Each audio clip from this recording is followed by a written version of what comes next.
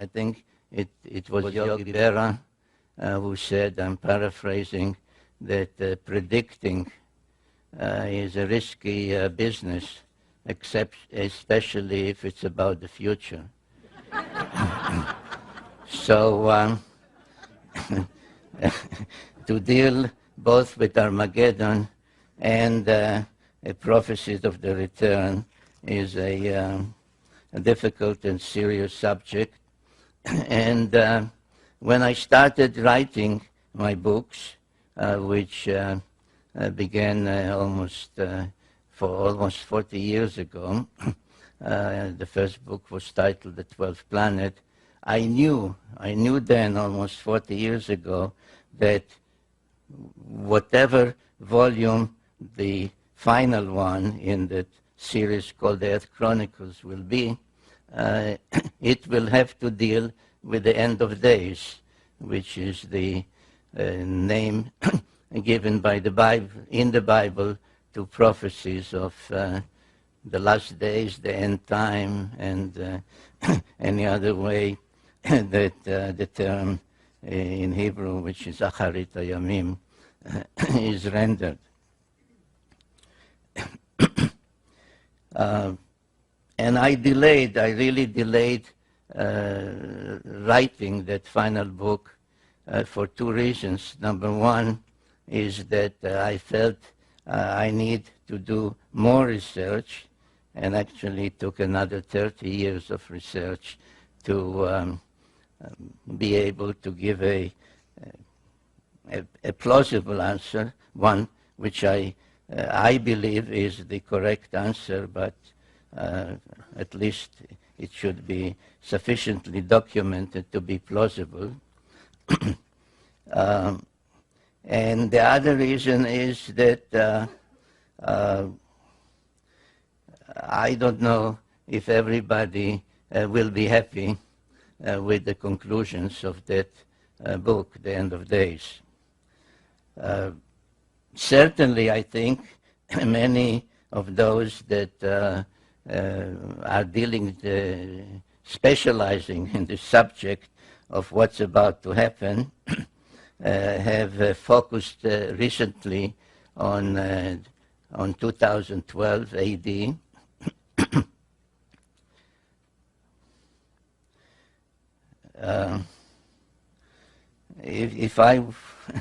If I wanted to be nasty, which maybe I should be, is I can tell you right off that the only thing certain about 2012 that there'll be another presidential election then, and that no matter who you vote for this time, you will say, let's get rid of the bomb.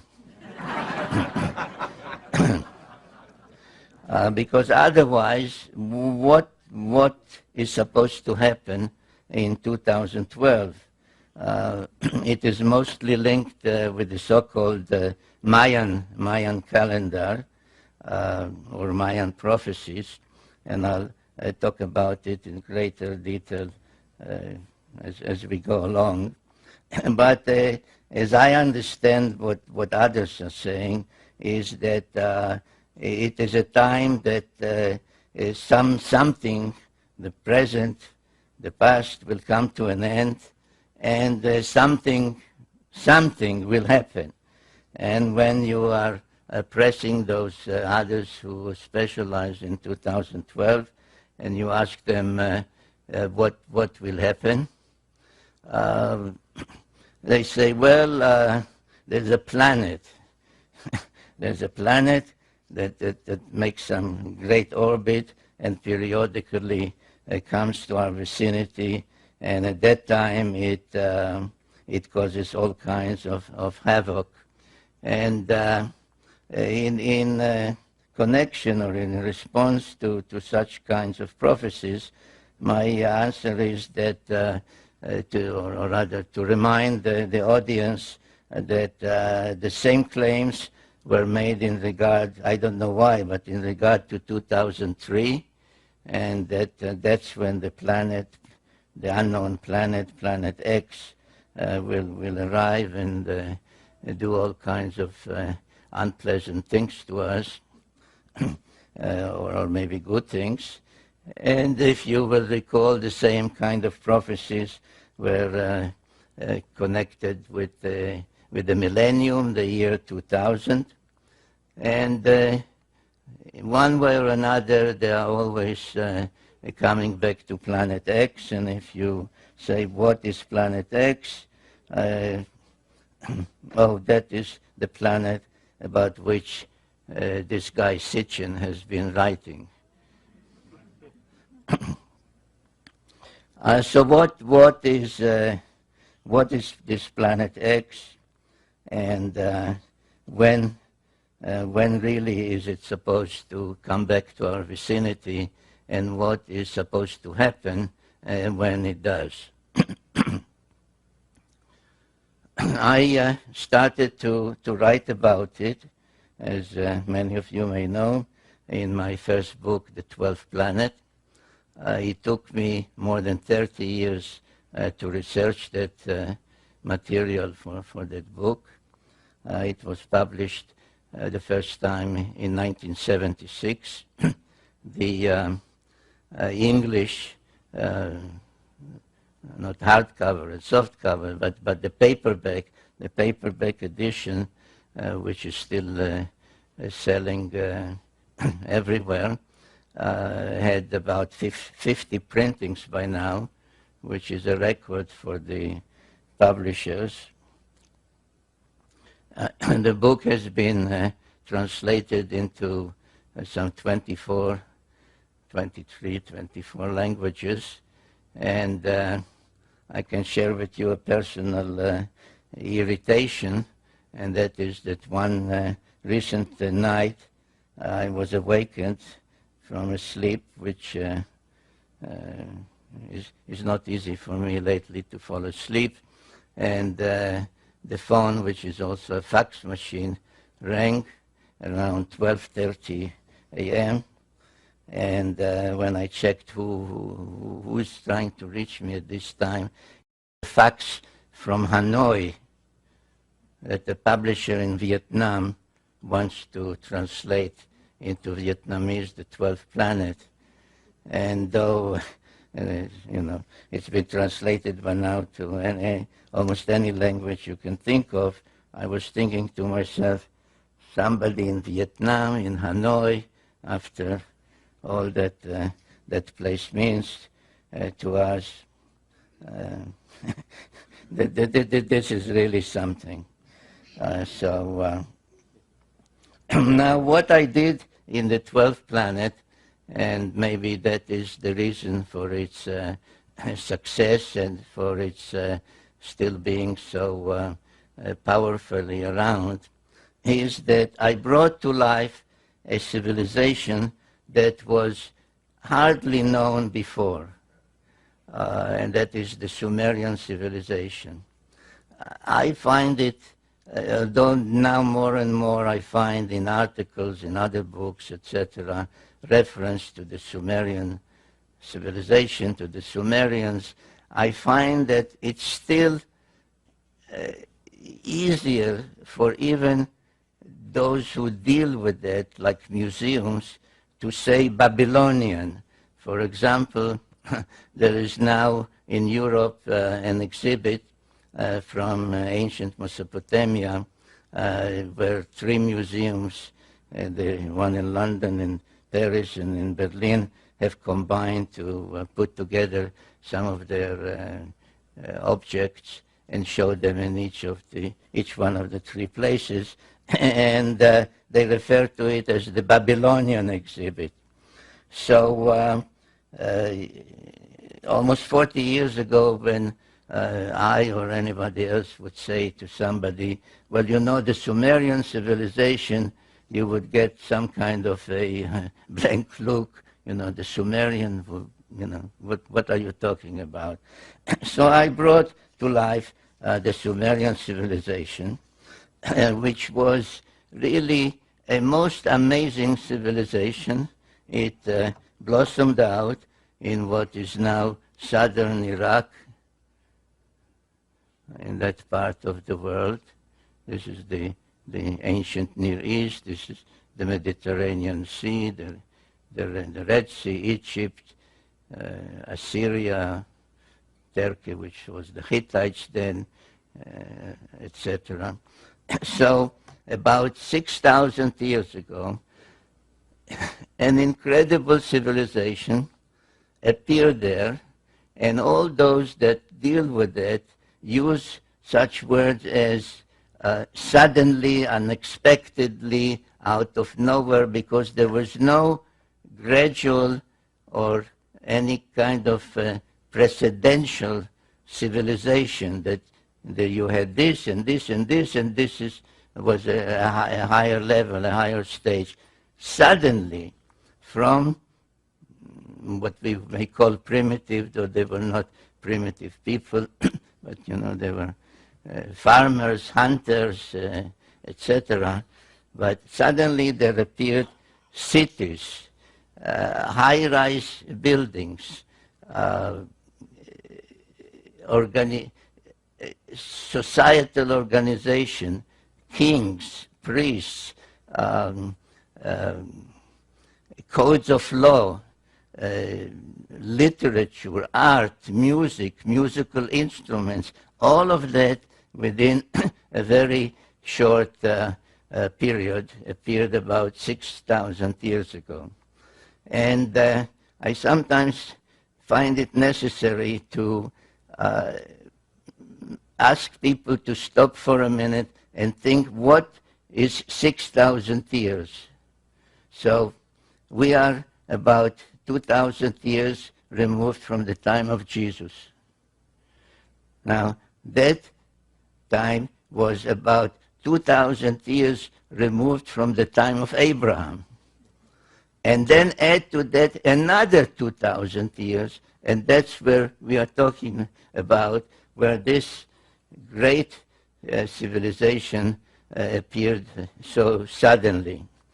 And without devoting the whole evening to that civilization and all the firsts to which we owe a debt. For example, if you look at your watch and you have 60 minutes in an hour, why do you have 60 minutes? Because that's the basic Sumerian mathematical system called sexagesimal base 60.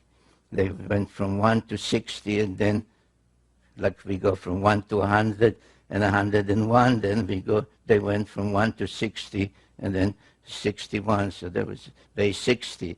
A circle has 360 degrees. Why? Because it is 60 times 6. Indeed, the whole Sumerian mathematical system was based on that. 6 times 10 times 6 times 10, etc. So you had 6 and 60 and 360 and 3,600 and so on and so forth, up to very high numbers in going. Some tablets were found starting with mathematical tables with 2,196,000 and tables of divisions from that. So the legacy of Sumer, be it in the first wheel and so on and so forth, is really incredible. So, but I want to mention tonight at least three of their firsts. One is writing. And they developed a writing system called cuneiform, where the scribe using a stylus would make wedge-like symbols or indentations in wet clay, which when it dried would become a permanent record. I don't have a sample of a tablet with me, but let's say that this is a clay tablet, and I once held up a copy of my book, not this one, this is a DVD, and I said, which one of the two do you think would last another 1,000 years? The printed book or the clay tablet?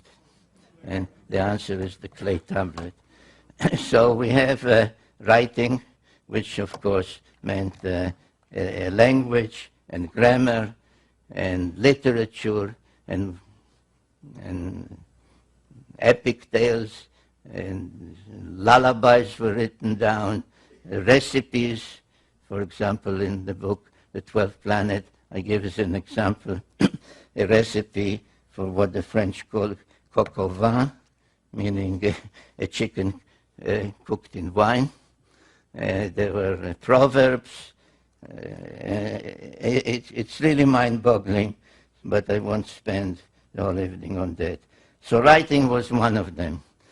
Another thing was pictorial depictions. They took stones, mostly semi-precious stones, and made cylinders about an inch or so, sometimes longer, but basically about an inch, a cylinder of an inch, and would engrave, and nobody has figured out to this day how, in this hard stone, they would make an engraving in reverse, like a negative, which when rolled on wet clay would become a permanent depiction, the way we say print our presses, the rotary presses now, the newspapers. So literally thousands of cylinder seals, and even more so, their imprints have been found, and any museum worth its salt has these cylinder seals or their imprints on display. And those depictions tell us a lot, and I will refer to some of them. And the third thing that I would like to mention and stress this evening was high-rise buildings. They were the first to use bricks and to build high-rise buildings, like stage pyramids that would rise 100, 120, 160 or more feet high. Some think that these were the towers of Babel, mentioned in the Bible. Actually, it's not so, but every major city, Sumerian city, had a sacred precinct, and the sacred precinct had such a ziggurat, as they were called. And they were used primarily for astronomical observation. And indeed, their knowledge of astronomy, or in the field of astronomy, is one of the most amazing Sumerian legacies. This is, for example, the imprint of a cylinder seal. You can actually see the seal in Jerusalem. There's a museum there called Bible Lens Museum. And this is, if you ask a regular scholar, what is it? They'll show it. He'll say this is a beer drinking scene, because the Sumerians were also the first to invent beer.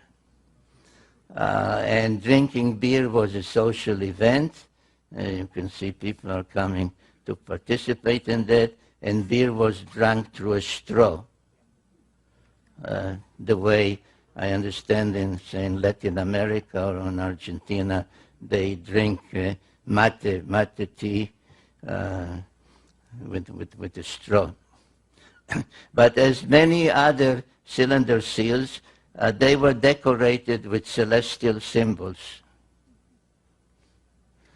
And if you study this one, you find out that it depicts the sun, it depicts the earth and its moon, it depicts what we call the asteroid belt, which is a belt orbiting between Mars and Jupiter, and nobody knows, or nobody, I mean, I say nobody because I do, Others claim they don't know how it came about. It's the remains of some planet that was destroyed, exploded, except that if a planet explodes, the pieces fly in all directions, and in this case, they orbit like a belt between Mars and Jupiter. So you also have Mars and Jupiter. Here's Jupiter. You have the asteroid belt, which we have discovered only in modern times. And beyond Jupiter, you have Saturn and its rings, which we did not know about until the invention of the telescope. Now, this cylinder seal is from about 2000 BC, from 4,000 years ago. So this is an example of the amazing Sumerian knowledge in astronomy. But there is even one more amazing cylinder seal, which caused quite an uproar at the museum where it's kept. It's in a museum in Berlin at the time when I came across its existence. It was East Berlin, but they cooperated with me. They sent me a photograph. And if you ask scholars what is the scene depicted, they say, well, this is the god of agriculture granting the plow, a primitive plow, to mankind. A representative of mankind is introduced by a lesser god to the main god who grants the plow. And just as an aside, I'll say, so you tell those same scholars at the museum or in any of their scientific magazines, say, so there was a god of agriculture and that's how you look. They say, no, that's a mythological scene. That's just mythology. But whatever it is, there is an interesting celestial depiction on this one, and this is what it shows. It shows a star surrounded by planets. Now, this arrow is my addition to enable comparison with our knowledge of the solar system. So we have the sun, not the earth, we have the sun in the center, surrounded by planets, all the planets we know of in the correct sizes and in the correct order, except that here there's one more planet, right here, between Mars and Jupiter, where the asteroid belt is now. So according to the Sumerians, there was a planet there, probably, or one must conclude, the planet which apparently broke up somehow. Now, if you could get hold of Sumerian guy and said to him, what planet was that and what is the somehow, how did that planet break up? He'll say, well, that's you're asking me something that is been written about in one of our books. It happens to be a clay tablet, not the way we think of books. And that tablet is actually part of 7 tablets. And once they were discovered in a library in northern Mesopotamia, in an ancient library in northern Mesopotamia, and the contents of that story on those tablets was deciphered. They have since been referred as the 7 tablets of creation, paralleling the biblical tale of the 7 days of creation, 6 days of actual creation, and then 1 day in praise of the Creator. So this is one of the tablets, I think the 4th one out of the 7, known as the Epic of Creation, or sometimes known by its opening lines, which is how the Sumerians used to name their epic tales or or their tablets in library catalogs, because they were actually set in libraries, and on each shelf there was a tablet that listed all the texts that are on that particular shelf, like a catalog tablet. So no, it's not sometimes known by its opening words, Enuma Elish. Now, what does the Enuma Elish say? The Enuma Elish tells the story how the Earth came to be, how our moon came to be, how that extra planet came to be, and indeed how the whole solar system came to be. And I devote in the 12th planet, and then in another book, Genesis Revisited, chapter after chapter to explaining this epic of creation. But I'll just give you now the the gist of it in a couple of minutes. And they say that once the solar system began to coalesce, the way our modern scientists say, around our sun, and the various planets began to form, an invader, another planet, thrust out of some other solar system, passed near ours, but as it passed near our solar system, it began to be pulled in by the gravitational pull of all those other planets and changed course. Now you will notice an interesting thing, that while all the other planets rotate in one direction, which is counterclockwise, as we say, this one orbits in the opposite direction, which being unusual is called retrograde. But as it was drawn in the opposite direction, inevitably it collided with one of the olden planets in our solar system, which in the Enuma Elish text is called Tiamat. And this planet, the invader, which later was named Nibiru, acquired various satellites or moons as it was passing by the other planets. Tiamat, which is treated as a female celestial entity, had 11 satellites, one of them quite large, unusually large, called in the tale Kingo. And when the clash finally occurred, it referred to in those texts as the celestial battle. Tiamat was hit twice, actually. This is just one of the drawings from my books. Was hit by some of the moons, the satellites of the invader, and was broken up. Half of it became bits and pieces, the asteroid belt, which those texts and the Bible in chapter 1 of Genesis refers to as the hammered bracelet, because it orbits like a bracelet around the sun.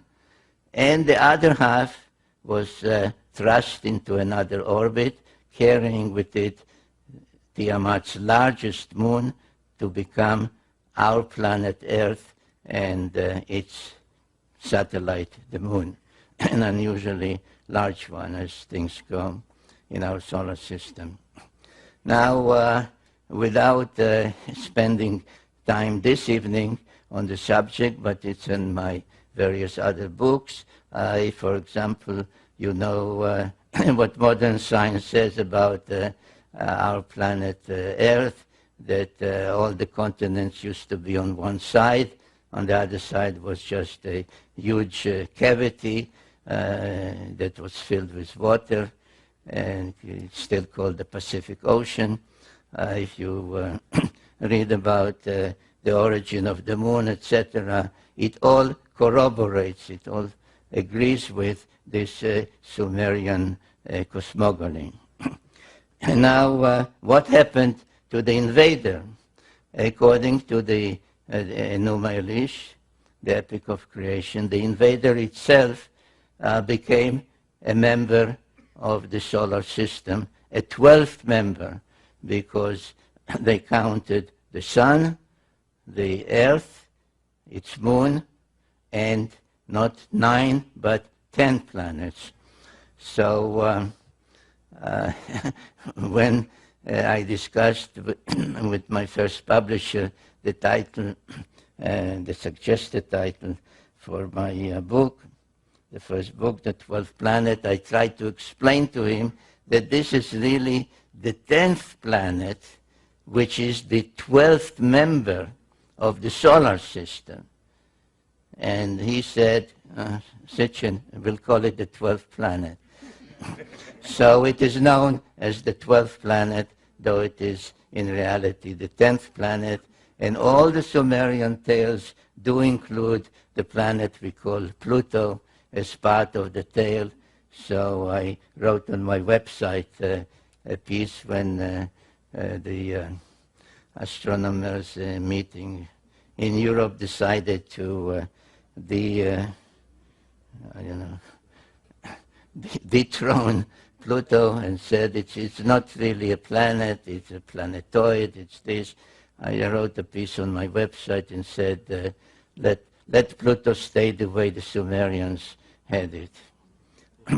So this is the planet that remains in orbit and has been renamed Nibiru.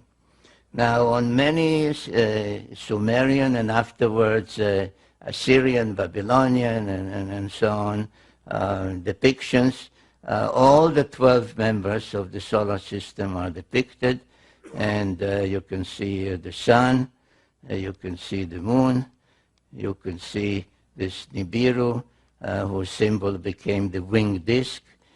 You can see all the others with their symbol, and you can see the 7 dots, which is the symbol for Earth. Now, you may well say this is wrong, because we all know that Earth in New Age parlance is the 3rd rock from the sun, right? So there's Mercury, Venus, and Earth. And that is true. But if the Sumerian incredible knowledge was given them, was not acquired by them from their own observations without telescopes and all other modern equipment, if it was given them by somebody, let's assume for the moment, coming in from outside the solar system towards Earth, then they would say Pluto is the first. And then there's Neptune and Uranus. And then there's Saturn and Jupiter. And Mars would be the 6th planet. And Earth would be the 7th planet. So Earth is quite correctly depicted by the symbol of the 7 dots, the number 7. And this is something I would like you to keep in mind as we proceed with this presentation, because it is very significant towards an appreciation of the evidence from the past about the future. Now, the obvious question that anyone, including myself at the time that I started to research and investigate all that, would ask himself is, how could possibly the Sumerians know all that, that the sun is in the center, and that's how this solar system came into being, and there was an invader, and the invader has this great elliptical orbit, etc. And the answer again, it is written down on, that they are not called tablets, they are called cylinders, square cylinders in this case. And this one in particular, another one like it, can be seen by any one of you if you go to England, to Oxford, to the Ashmolean Museum. And this is called the Sumerian King List.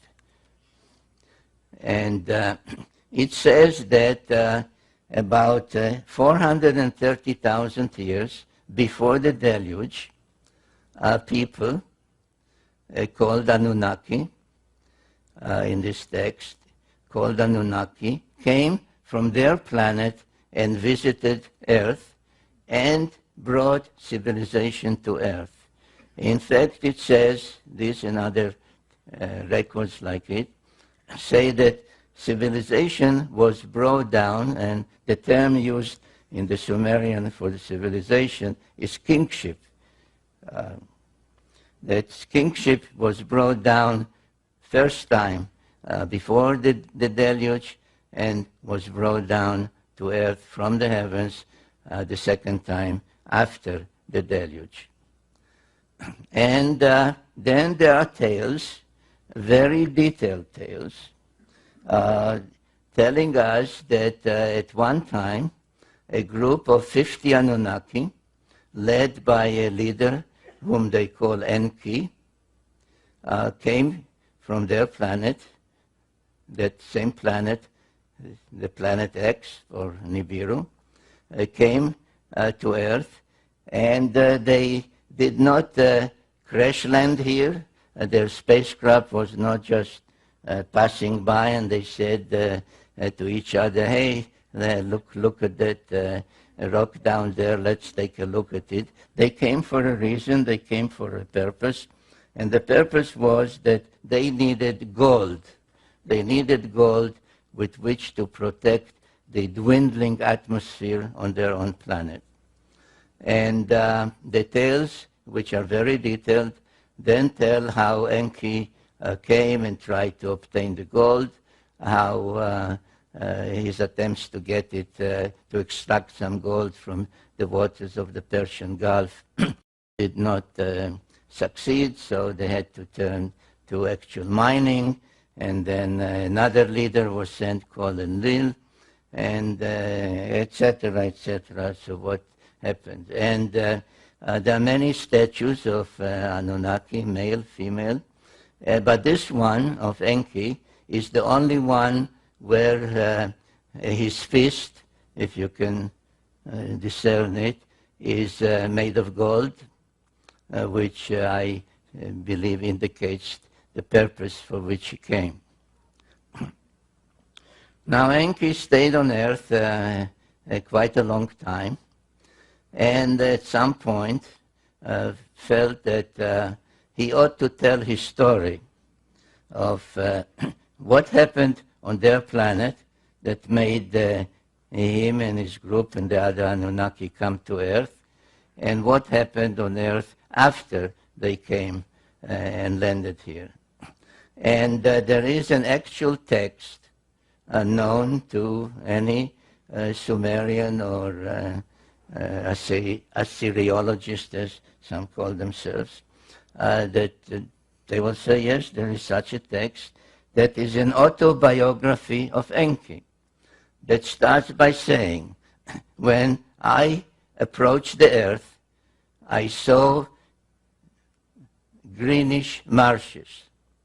We splash-landed in the waters. We waded ashore. I commanded so-and-so, and the name is given, to test water and see if there's potable water. I commanded so-and-so to build us some kind of shelter. I commanded so-and-so to see if there is edible food. And so on, line after line in those tablets.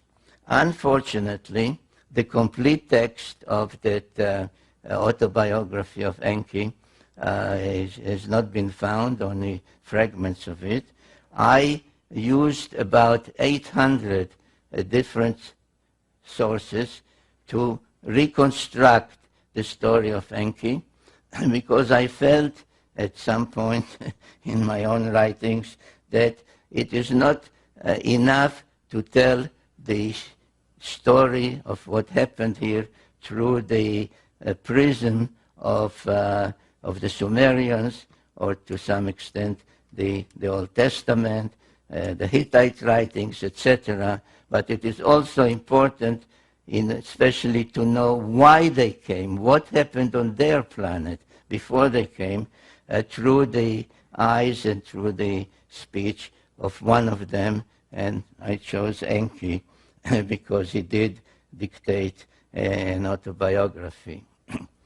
And the tale that emerges from all those sources is that after they landed here and could not get the gold just by extracting it from the waters of the Persian Gulf.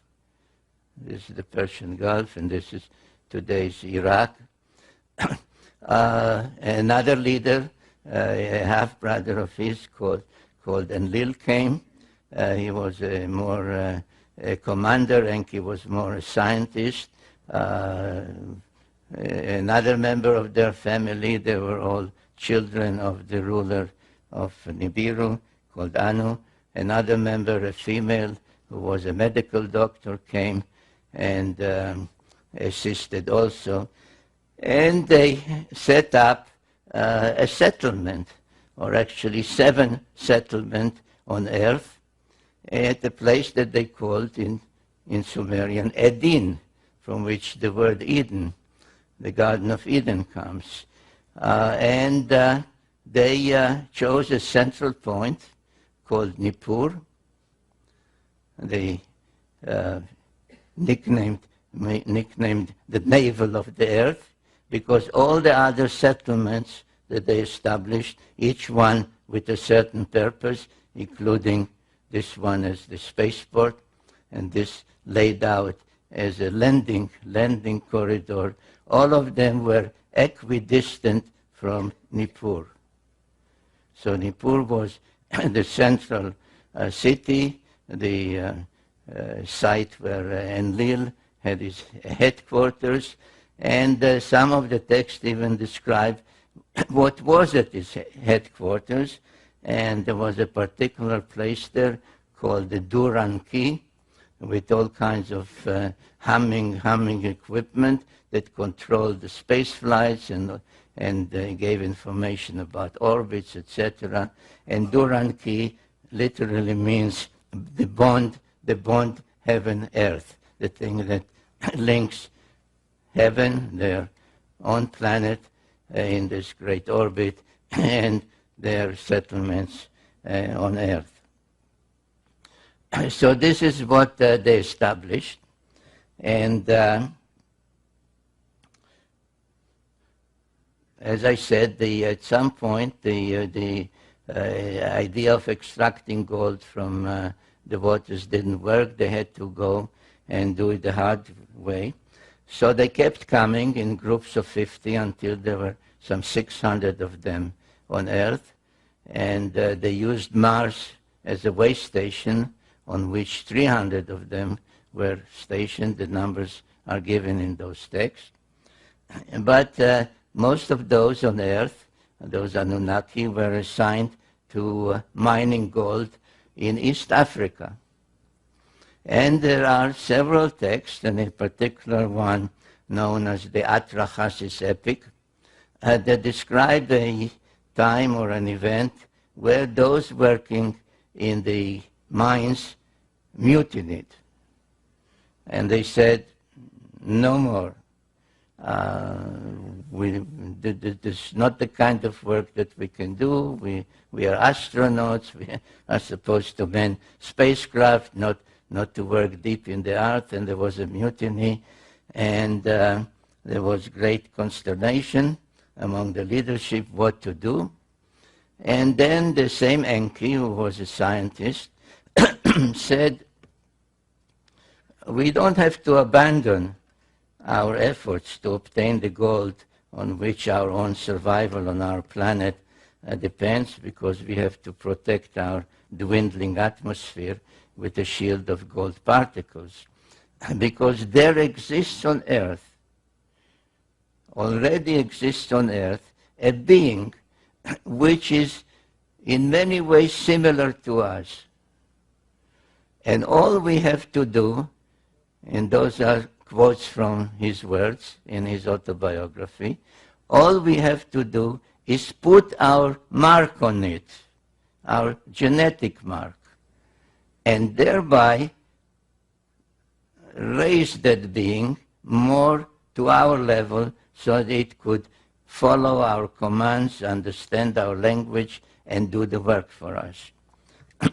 And there are quite a number of texts called creation texts that describe how Enki, with the help of their half-sister, who was the chief medical officer, through trial and error, kept trying to combine their genes with the genes of the being that they found on Earth, which we may call Homo erectus, if we wish, and finally succeeded in bringing about what was called in those texts the perfect model.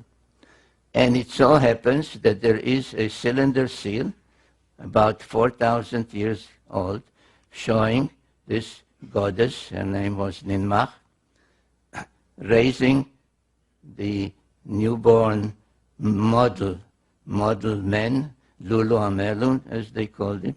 And she shouted, and these are words in those texts, "My hands have made it." And that is, ladies and gentlemen, how we came about. This is the long story, which I gave you as briefly as I could, of what the Bible says in chapters 2 and others of Genesis, that a group called the Elohim, which is a plural term, literally meaning the lofty ones, translated God, said to each other, "Let us," in the plural, "let us fashion the Adam." Adam comes from Adamah, which is earth, so Adam, literally earthling. "Let us fashion the earthling in our image and after our likeness." And this is essentially, in one biblical verse, what the Sumerian tales tell in quite a number of creation texts. And then after they achieved that and everything seemed to be in order, the deluge came and destroyed everything. So after the deluge, there are tales, by the way, Sumerian tales describing the deluge and its reasons and its what caused it, and why was one God angry and said, "Let mankind perish," etc., etc. But that's needs another evening. So after the deluge, when the water subsided, they had to restruct and recreate and restart everything from the beginning, and they could not do it anymore in the Edin, today's Mesopotamia or Iraq, because it was all covered with millions, or now one should say billions, of tons of mud, and nothing could be done there until the earth would take generations and generations to dry. So they shifted the whole project from where it was. If you recall, it was this way. Everything was anchored on Mount Ararat, the twin peaks of Ararat, which stand out as a marker, and laid out exactly the same idea of a landing corridor this way. Now they used as one of the facilities to serve their purposes a great platform that they had built here and that survived the deluge, right here. And again, using this notion of equidistance from there to the spaceport, which was here and here, to create the whole landing pattern, they chose a new mission control center, a new place for the Duran Key, right here. And this place is known today as Jerusalem. So Jerusalem, and I sometimes, either at seminars or when I took groups with me to tour these places, I would say to them, why is Jerusalem sacred? I say, well, it is sacred to Muslims because the tale is that Muhammad was taken from Mecca or Medina one night on a winged horse and brought to Jerusalem, and there he was taken aloft and visited heaven for one night. So that's. But why was Muhammad taken to Jerusalem? Why wasn't he lifted just from Mecca or Medina? Well, because that place was already known as a sacred place, because the Christians believed that that's where Jesus preached and was crucified, etc. So I said, so why was Jesus crucified in Jerusalem? He was born in Bethlehem. He came from Nazareth. Why Jerusalem? Well, because that's where the temple was. The Jewish temple, the Temple of Solomon. So why was the Temple of Solomon there? Well, people don't know. So I tell them, well, it was there because the same Anunnaki who had this pattern and had Nippur as the navel of the earth and mission control center before the deluge, set up this layout and made Jerusalem mission control center after the deluge. And equidistant from it is the spaceport and Twin Peaks, emulating the Twin Peaks of Ararat. Twin Peaks are here in the Sinai Peninsula, and Twin Peaks, artificial ones, because there were no mountains there. So they built two mountains known as the Giza Pyramids. Now, things did not go so well after the reconstruction and the setting up of the alternate mission control center. The Anunnaki, who, according to the tales by Enki and others, were engaged in almost constant wars on their planet, had at the time a leader called Anu, but he was actually a usurper. He usurped the throne. And under the Sumerian sexagesimal system of 6 times 10, 60, etc., he ranked as the top rank 60. And his successor was a son called Enlil, who was given the rank 50. But Enlil was not the firstborn son. It was Ea, or Enki, as previously known as Ea, Enki, who was really the rightful successor, but he was demoted to rank 40, and so on. So there was a pantheon of 12, matching the 12 members of the solar system, and matching other 12, without belaboring it, 12 months of the year, 12 tribes of Israel, 12 disciples of Jesus, and so on. So 12 was a celestial number. So the relationships were such that the conflict was almost inevitable, especially since it had a lot to do of who was mothered by whom, who was the father, who was the mother, if this one was also the son of Anu and Antu, then he was this rank, but if this one was only the son of this one, but not this queen, he had another rank. So the relationship was quite confused and convoluted and leading to conflict, which soon appeared on Earth. And one of the events that took place, relatively too many years after the establishment of that great pattern of landing pattern in Jerusalem and the Space Force, etc., and the two artificial mountains in Egypt, was that wars broke out. And the first war that I named in my book, The Wars of Gods and Men, the Pyramid Wars, because there was a series of them, had to do with these facilities, because in the Great Pyramid, one of the two especially, which is the only one that has an ascending passage and chambers, all the others have just a descending passage, they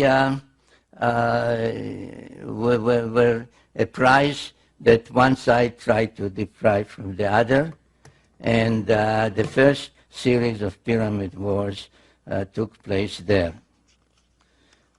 In that particular war, the two main protagonists were the main son of Enlil, called Ninurta, and the main son of Enki, called Marduk.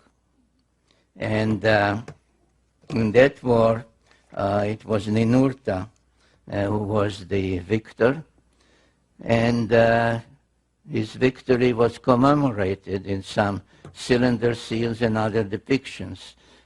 This was his symbol, the eagle, and this was his victory's depiction, how he won the war over the two pyramids, and another depiction where you see actually all three pyramids. And this, by the way, is another of the proofs, of which I have many, and I deal with it extensively, of who built the pyramids and when they were built, and that you see that already in Sumerian times, which preceded the pharaonic times by thousands of years, the existence of the pyramids was already known. Around 2900 BC, a Sumerian king called Gilgamesh went in search of immortality. Now, the whole business of immortality doesn't really exist, because all the tales tell us that these so-called gods, the Anunnaki, were both born and died. And there are tales about both birth and death. But it is all relative. That's why the Greeks called the gods, they borrowed the Sumerian pantheon, they called them the immortals. But it was only a difference in what a year is. If the Anunnaki come from a planet whose orbit is about 3,600 of our years, to them it is 1 year. If you would ask an Anunnaki, how old are you? He'll say, whatever, I'm 20 years old, which means my planet, Nibiru, made 20 rounds around the sun. If you ask somebody here, so we won't ask people for their ages, of course, but you ask, how old are you? And he'll answer, it means my planet, where I grew up, to which I genetically belong, made X number of orbits around the sun. That's a year. So, but anyway, Gilgamesh was the son of a goddess. And he came to his mother, and he actually was not only a demigod, but he was 2/3 divine, because his mother, not his father, his mother was a god, a goddess. And he said, if I'm 2/3 divine, two-thirds Anunnaki genetically. Why should I die like a mortal? And she said to him, you're right, but in order to attain our longevity, you have to go and be on our planet. So he went in search of immortality, and the Epic of Gilgamesh is a well-known literary work from antiquity, translated in antiquity already in many of those ancient languages. Now, where did Gilgamesh go in search of immortality? He had to go to places from which he would be taken aloft to the planet of the gods. So if you remember this design, this is what I showed you. This is Jerusalem, which is only mission control center. He had, and this one, where is it? This one was destroyed in the pyramid wars. So he had two places to go. One was the great platform in the mountains here, and one was the spaceport itself. And so around 2900 BC, almost 5,000 years ago, he went in search of a place to be taken aloft and join the gods on their planet. Now the first one that I showed you, this one, is in the mountains of Lebanon. The great cedar forest there is depicted and described in detail in the epic tale of Gilgamesh. And the text says that he witnessed on the night before he entered or tried to enter the place, he saw a rocket launched. And lo and behold, archaeologists have discovered a Phoenician coin from a place not far from there that shows the great platform and a rocket ship on a podium. So it did exist. Now that place still exists and can be visited. I went there at some risk. I would not advise you to go at this time because it's the headquarters of the Hezbollah in Lebanon. But the place is called Baalbek, and there is there a vast stone platform of about 500,000 square feet. And here at this northwestern corner, there are ruins of temples built over temples over temples. The latest one are Muslim and Byzantine and Roman, but they are built on or over a platform that pre-existed. And these are some of the most ancient ruins that you see there, of levels that keep rising from down there, rising and rising and rising and rising and rising. And these stone blocks weigh between 600 to 900 tons each. And the immensity of the place is mind-boggling.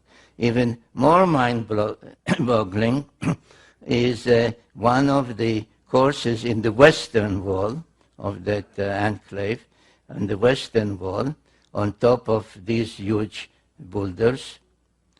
And the three of them, 1, 2, and the third one, known as the Trilithon. This is the drawing, the image. This is a line drawing of a person, so you can see the scale. So there are three of these huge stone blocks lying in one of the courses, one of the levels, next to each other. And they weigh 1,100 tons each. Now, there is no piece of equipment, even today, that can lift 1,100 tons, or even 1,000 tons, or even 600 tons. There's no such piece of equipment. Yet, and this is a photograph, by the way, I think, Can you see that little ant there? That's me. I'm standing there. And this is one, the first trilithon, and then there are two more. Now we know where they came from, because about 1.5 miles away, there is the quarry from which those stone blocks were cut and lifted and brought. And one of them is unfinished. So right here it's still part of the native rock, and this part has been already cut. And again, this is me there. So you can see the size. So somebody in antiquity, and according to all the evidence before the flood, cut those stones and lifted them over 1.5 miles and put them there, not drop them on the ground, but put them exactly where they should be, where they belong. And the question is, what was the purpose of this whole thing? As I said, Gilgamesh reported that he saw a rocket ship launch there, and the Phoenician coin also depicted. And it was only after I saw photographs of about a year ago, I think, of the Chinese launching their spacecraft for the first time. Now, we are used to launch towers made of metal and so on, but this is also built out of some kind of stone. So I have no doubt that what we see there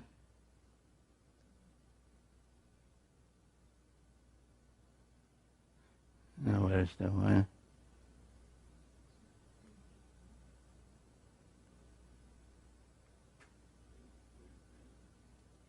Right, because this is exactly the same thing as the Chinese have built, because this starts somewhere there and goes down and down and down and down to well below ground. So this was a launch site to which Gilgamesh went around 5,000 years ago in order to be lofted to the planet of the gods, Nibiru. But he failed. There's a whole tale that he had a companion, and they killed the sacred bull, the bull of heaven, and had to escape for their life. So it didn't work. So he didn't give up. He went to the other destination, which, if you recall a previous slide, was the spaceport in the Sinai Peninsula.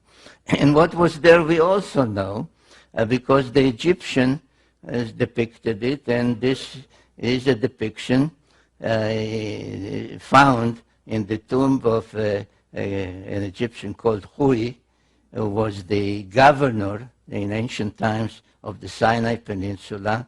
And in his tomb, the burial chamber is surrounded on the walls with depictions of scenes from the lands where he was an official. And this is from the Sinai, and I think you can see that this is an underground silo, because you see the ground level with trees and giraffes, etc., and you see it multi-stage rocket ship and the command module sticking out from above ground. So this is what existed in the Sinai Peninsula. Oops, we go forward. Right. And again, like in the Sumerian tales, there are Egyptian texts. The collection is called the Book of the Dead, because the Egyptian pharaohs claimed that they have, by being a pharaoh, they were divine, semi-divine, demigods, and had the right after they died, in an afterlife, to join the gods in an afterlife.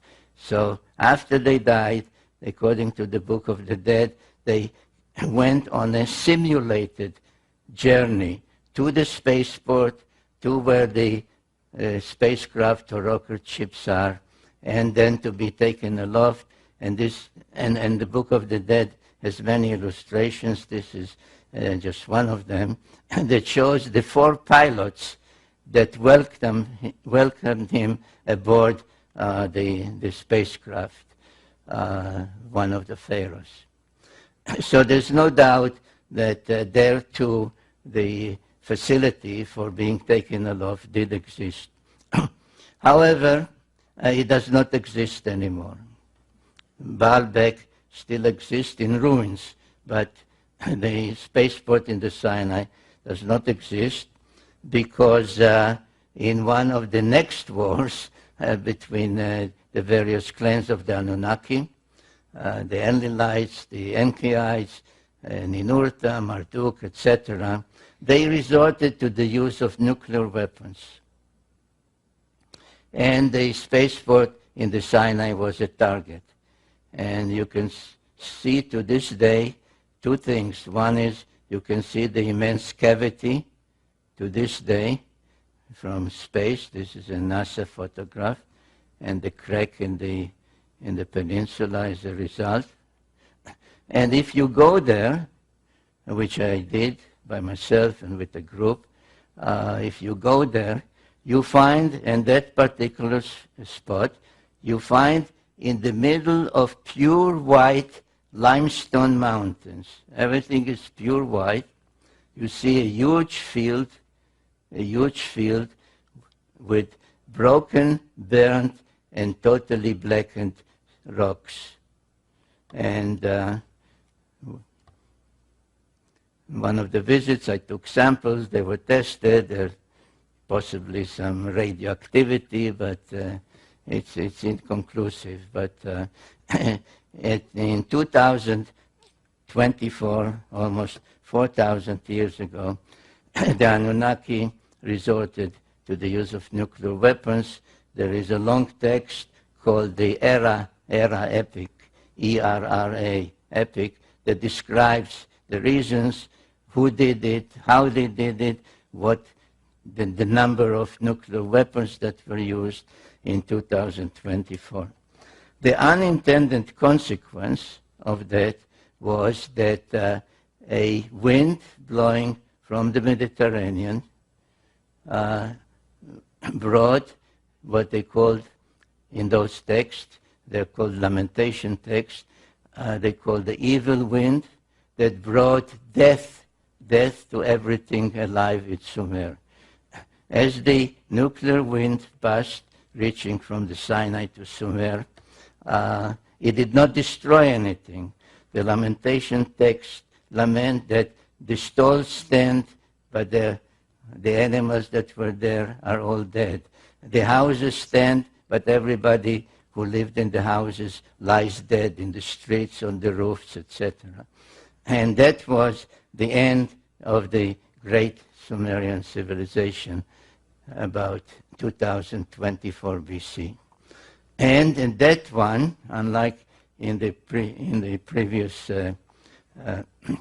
wars, where Ninurta, the son of Enlil, was the victor, Marduk, the son of Enki, was the victor, and that was the beginning of the rise of Babylon. Instead of Sumer and Enlil and all the others, it was now the era and the time of Marduk and the Babylonians. Now we are starting to leave ancient history, and we are starting, or I'm starting, to take you by the hand and lead you not only to the present, but also to the future. And to understand where history is taking us, this map is the key to it, and please try to remember it. If you recall the layout of the landing corridor from Mount Ararat this way, and Jerusalem as Mission Control Center, the spaceport, the Giza pyramids, and the place in Lebanon called Baalbek today. These are the 4 space-related sites that if you keep them in mind, you understand what happened afterwards, what happened in recent times, and what the present conflict is all about. When the dust, let's use that expression, the dust of the nuclear explosion and the demise of Sumer settled, several hundred years later, when perhaps passage was possible again after the use of nuclear weapons here, a major event took place. It is called the Exodus of the Israelites from Egypt. And the Bible says that after about 400 years, God remembered. He said, oh, by the way, I forgot all about those people. There was this guy, Abraham, and I promised him a certain land, the promised land. I made a covenant with him. And then I forgot all about it. But now it's time to fulfill my promises. And the Israelites left Egypt, and I didn't write it yet in any of my books, but I can tell you now that if I ever do, I will tell you that the starting point of the Exodus was the Sphinx, because the Sphinx gazes precisely along the 30th parallel towards the spaceport. There was, of course, no more spaceport there, but the mountains remained, and the mountain which held the various facilities was there, and the Bible calls it Mount Sinai, the mount in the Sinai Peninsula, Har Elohim, the mountain of the gods, of the Anunnaki. So they were sent here on this Exodus to resume the relationship, the commandments, etc., which required for them to proceed to accept all the moral teachings of the Sumerians. I think in my very first book, The 12th Planet, when I talk about the Sumerian law codes, I say everybody, most people know about the ancient law codes. Hammurabi, the Babylonian king, his law code, which is on a stone block in the Louvre in Paris, is a code of crime and punishment. It says, if you did this, that's your punishment. The Sumerian law codes, and there's one, for example, by a king 1,000 years before Hammurabi, 1,400 years before Hammurabi, that was a law code of justice that said you shall not take away the donkey of a widow. You shall not delay the wages of a day laborer. Those were the Sumerian law codes. So these were the Sumerian commandments, the Sumerian moral laws that had to be reaccepted, renegotiated at Mount Sinai. And once they were, they had to continue. There was difficulty in going straight. They went around, but anyway, finally they got to Jerusalem. And what did they do once they got to Jerusalem? They built the temple to Yahweh on a platform that existed there. And if you have not done it yet, I urge you to go to Jerusalem, because along the Western Wall, this of course doesn't exist anymore. This is now replaced by a Muslim structure.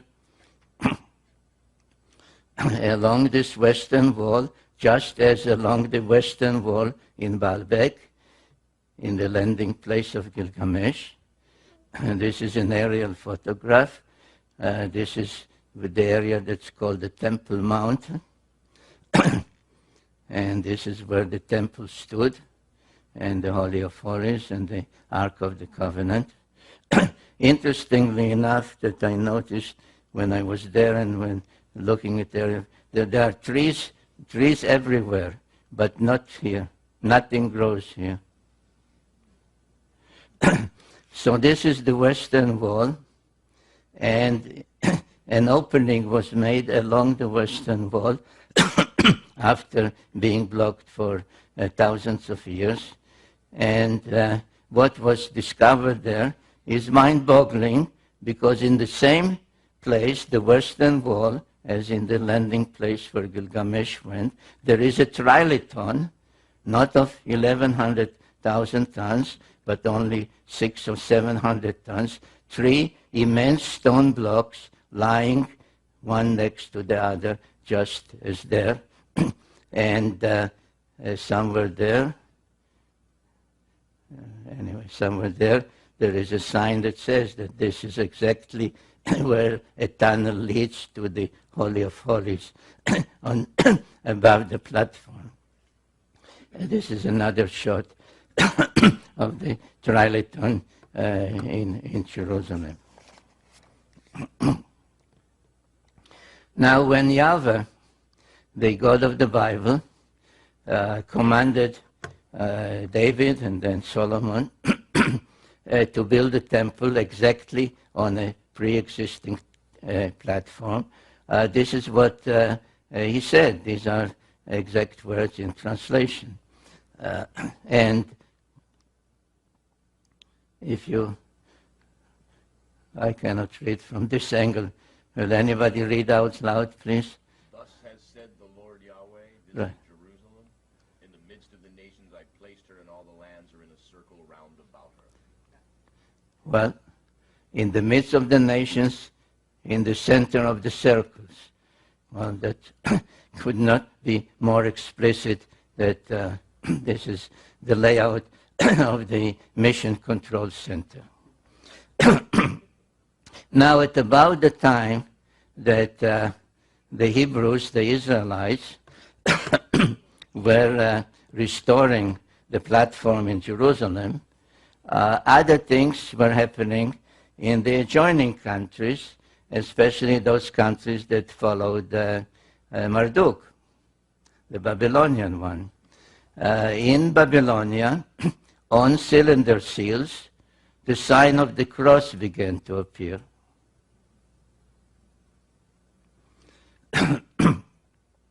In Assyria, the kings began to wear the sign of the cross on their chest. The same happened in Egypt. Now, these are all from around 1000 BC, 900 BC, 800 BC, 700 BC. Now, what does it mean? What does it signify? Well, the sign of the cross, it may come as a surprise to my Christian friends, the sign of the cross is not a new sign, and not a sign developed or invented at the time of Jesus.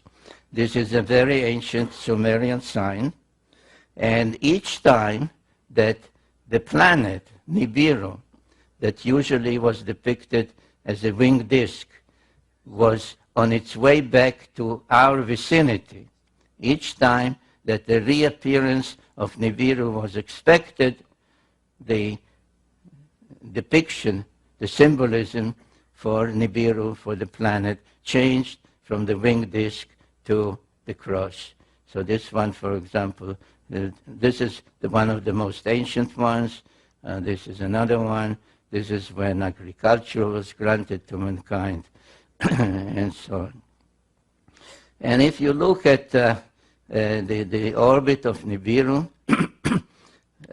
roughly 3,600 years, in my book, The End of Days, I explain why the orbit might have become a little shorter, only 3,450 years. But anyway, we can work with this 3,600, which is a good round number and part of the sexagesimal system.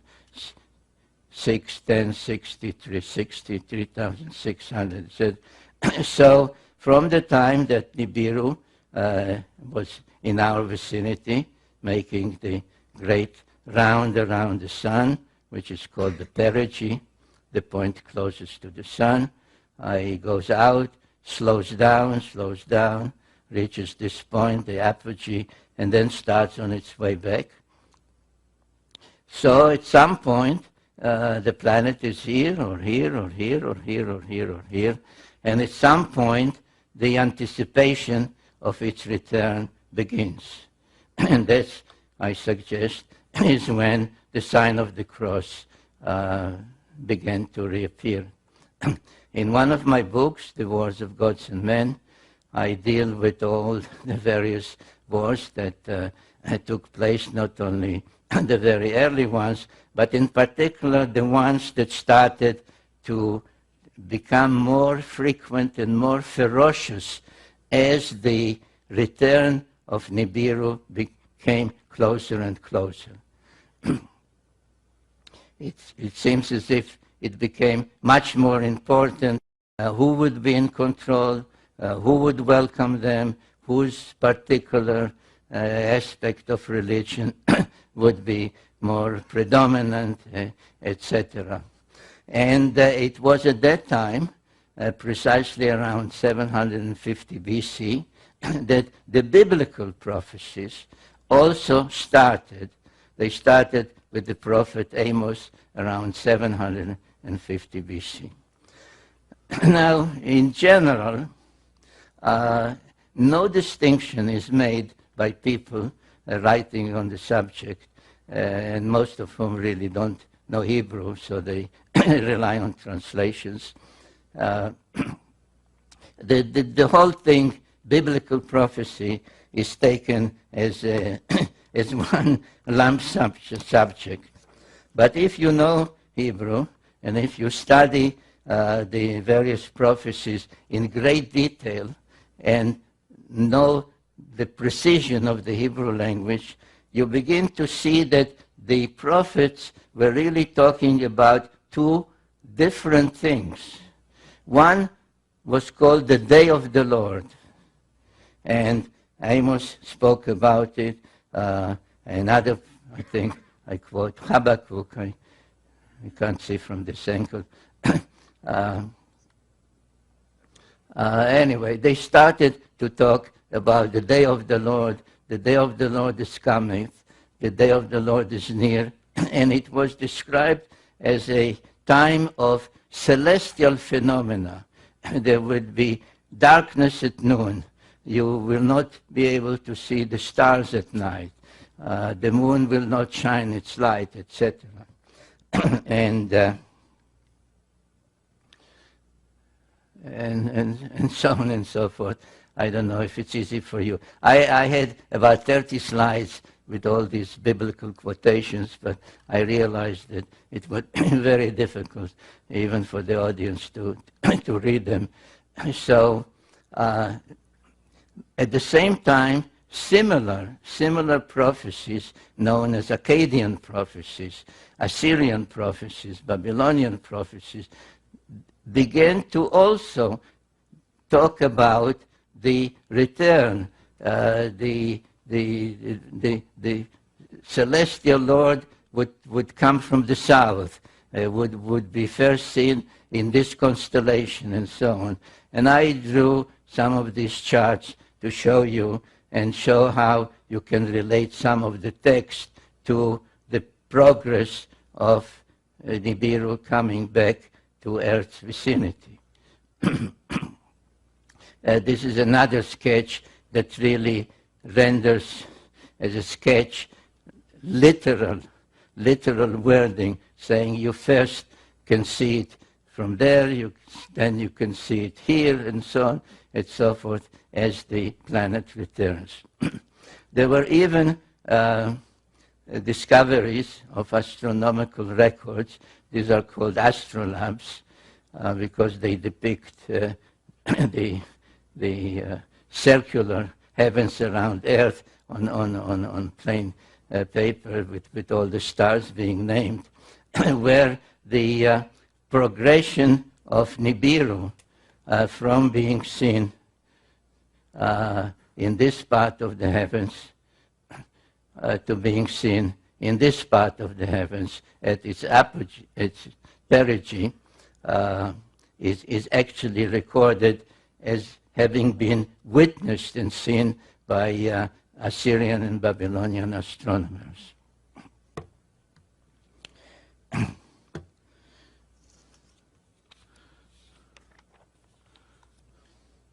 Well, this is one of the texts accompanying one of the astrolabes. And as becomes obvious as you study all these texts, that the main feature they are talking about is a day of darkness, darkness at noon, the sun will not be seen, etc., which we can say they are really talking about the solar eclipse. And the Assyrian records, I think that's what I showed in the previous slide, talk about a darkness at noon and an eclipse at an unexpected time, because all these eclipses could be predicted. They had enough knowledge to predict solar eclipses, lunar eclipses, etc. So in exactly 556 BC, and this is a sketch, a sky map prepared by NASA, not by me, in 556, an unusual and unexpected eclipse, darkness at noon, took place. And it is my conclusion in the book, The End of Days, that that is exactly when Nibiru last was near Earth and created that eclipse. So if you go back to the problem posed by 2012, and you say, well, 2012 is when Nibiru is expected to return and do this or do that, be a good omen or bring harmful things, will be the apocalypse, the end. It does not work, because the last time that Nibiru was near Earth was 556 BC, and if it has an orbit of about 3,600, 3,400, 3,500 years, it ain't coming back in 2012.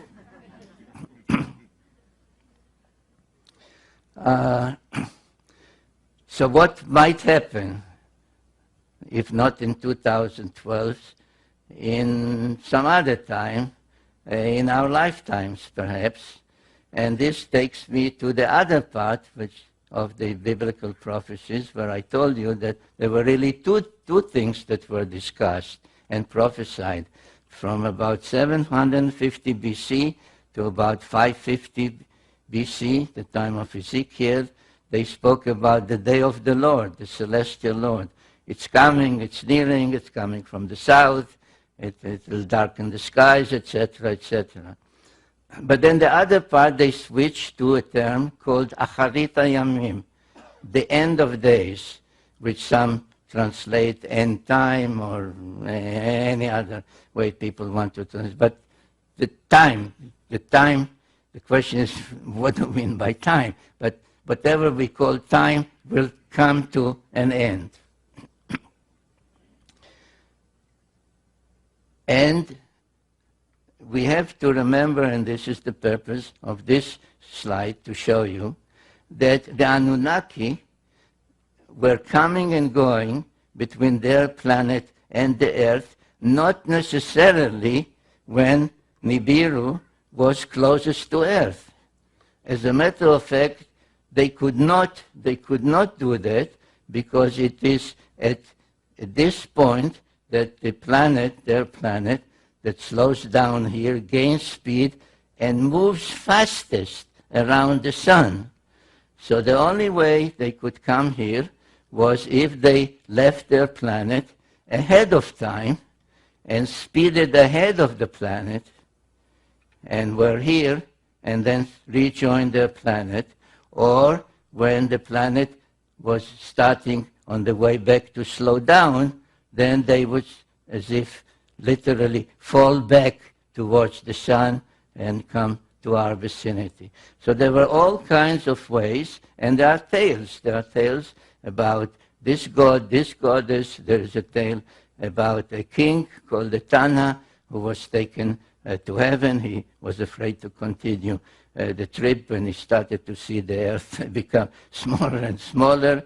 There was one of the sons of Enki by an earthling woman called Adapa, who was taken for a visit with Anu in heaven, taken and brought back.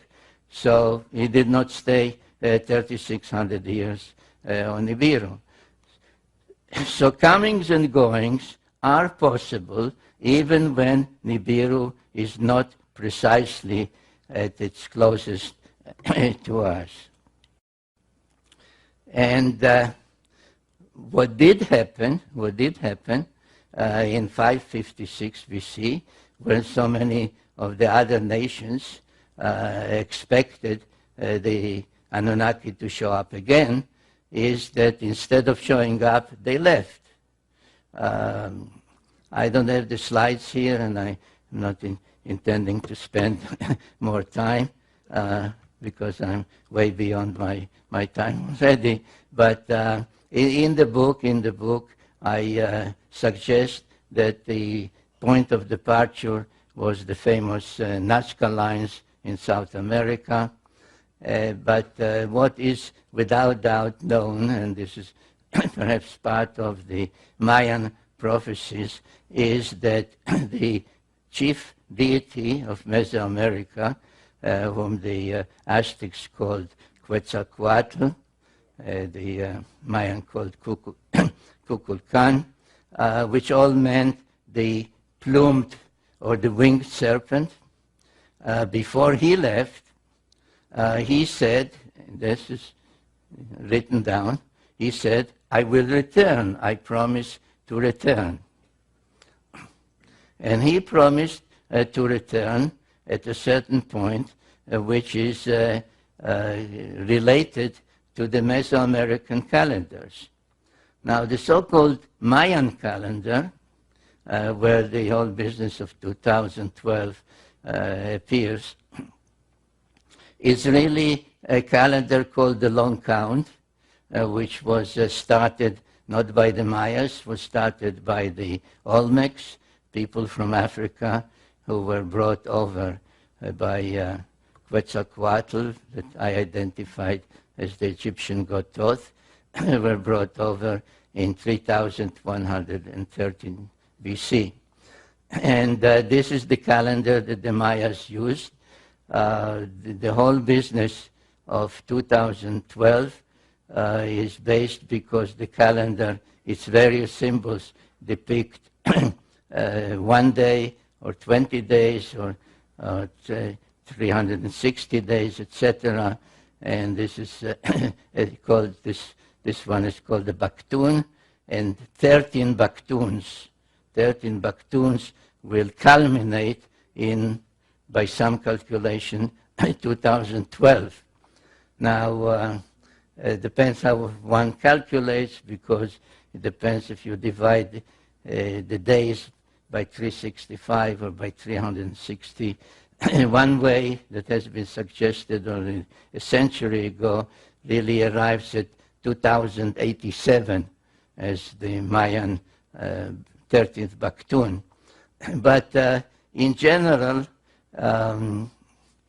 my feeling is that it is not applicable at all, because if you follow the biblical prophecies, they are dealing with a cyclical timetable. This so-called Mayan calendar is a linear one, like day 1, day 2, day 3, etc. The same as the AD calendar, 2000, 2001. Why nothing happened 2000? Because after 2000 came 2001. like I showed you at the beginning, that some said 2000, then said 2003, 2000. All the predictions in the Bible, both the Old Testament and the New Testament, speak of a cycle. The beginning will be the ending. The ending is the beginning. The past is the future. And this can take place only in a cyclical thing. And what was, here's more quotes of the same subject about the end of days and what will happen there. Now, the best clues in the Old Testament about this whole business of the end of days, when will it be, not only what will happen, but when will it be, is in the book of Daniel. I just almost skipped fast because it takes too long to start reading all that. But one of those that really devoted the better part of his life to studying the meaning of the prophecies and the timetable given in the book of Daniel. And there's some number of years, but the best clue is where the angels tell Daniel, the end of days will come after half time, time, and 2 times. And Daniel, like we say, what do you mean by that? What half time are you talking about? Are you not talking about football, right? And he was left with no answer.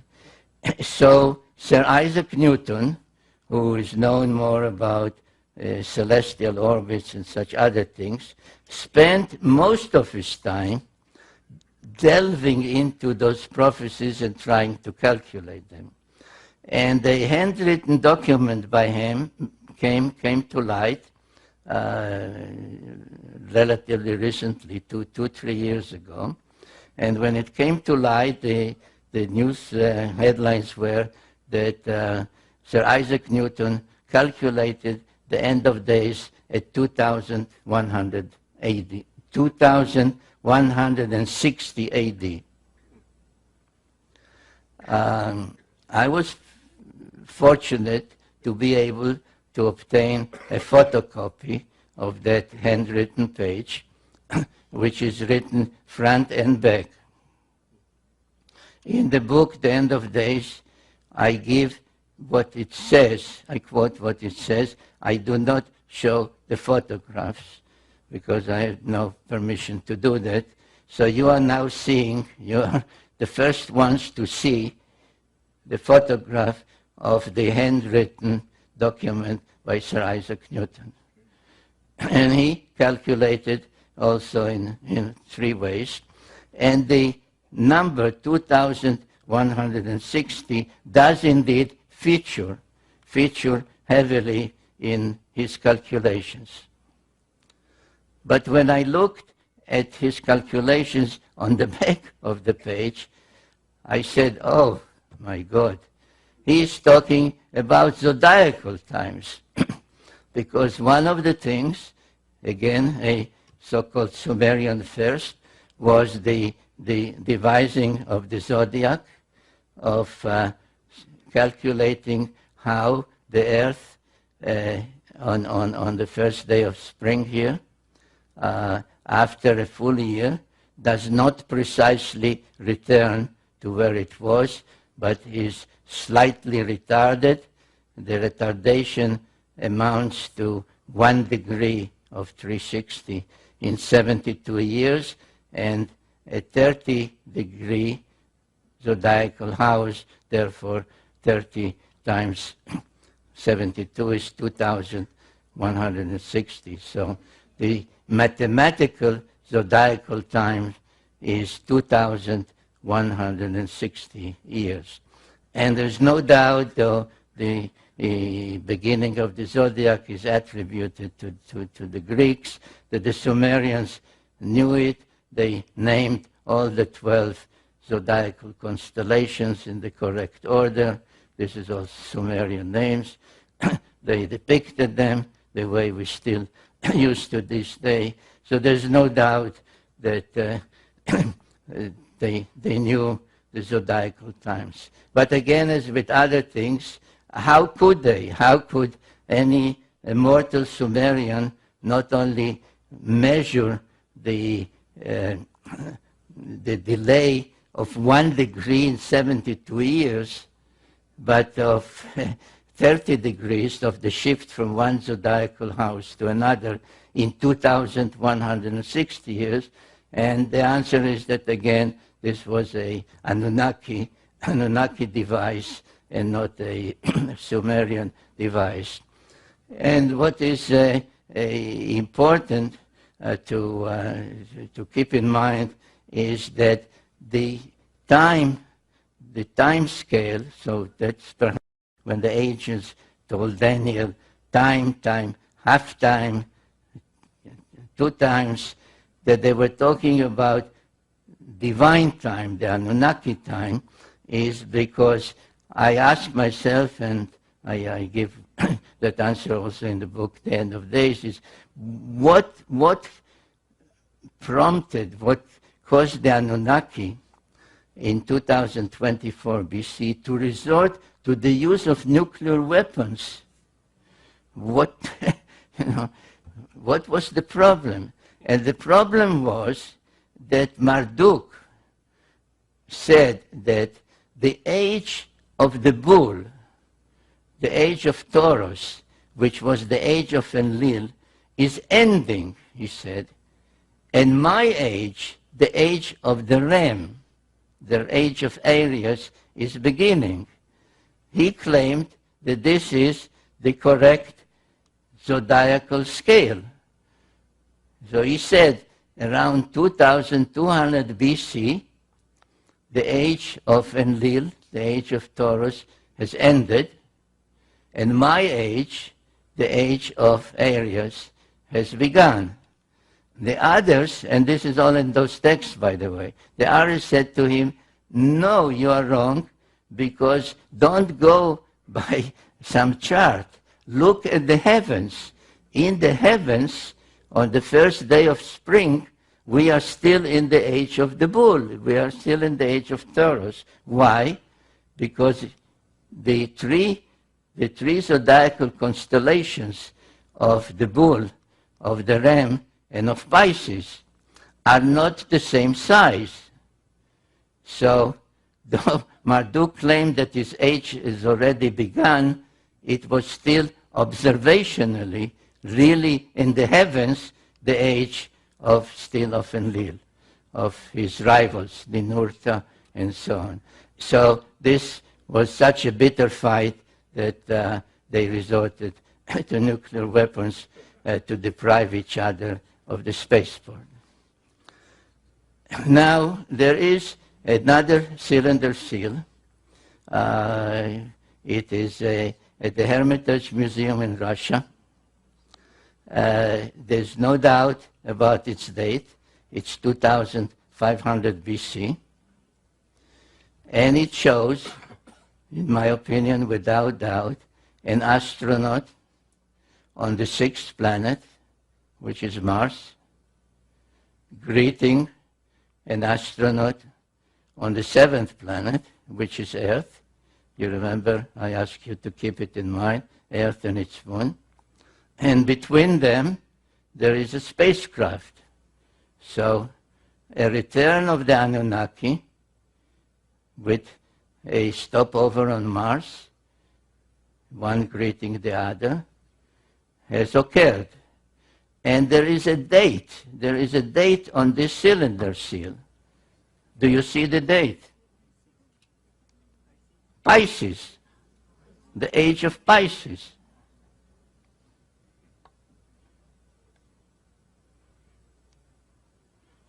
The age of Pisces.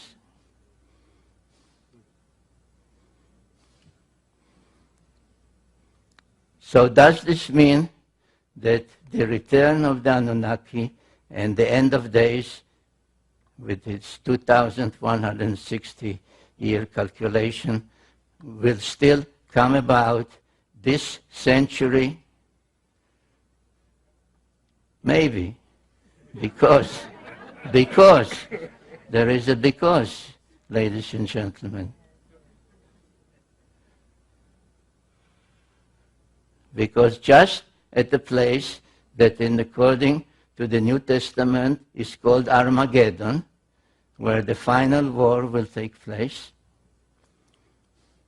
a mosaic floor in the first church ever built in the Holy Land, since the time of Jesus, has on its floor the sign of Pisces. This was discovered 2 or 3 years ago at Armageddon, which really means in Hebrew Har Megiddo, the Mount of Megiddo, which is in Israel. Now, are all these omens, or is it just a tale to tell you at ARE? I don't know. I believe that these are omens.